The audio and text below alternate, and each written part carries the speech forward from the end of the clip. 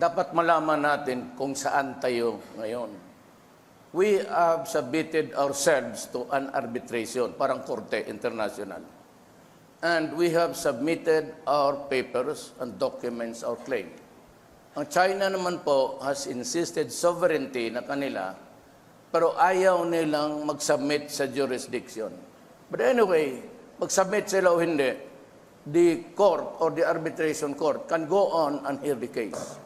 Ngayon, pag sinabi panalo tayo, ayaw ng China, I will not go to war. Sabi ng dalawang distinguished speaker, pupunta ako sa China.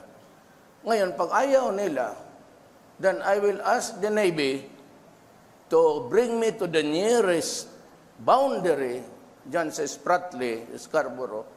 Bababa ako, sasakay ako ng jet ski, dala-dala ko yung flag ng Pilipino at pupunta ako doon sa airport nila, tapos itanim ko. Then I would say, this is ours and do what you want with me. Bahala na kayo. I would stake that claim. And if they want to, matagal ko ng ambisyon niya na maging hero rin ako. Pag pinatay nila ako doon, bahala na kayong umiyak dito sa Pilipinas.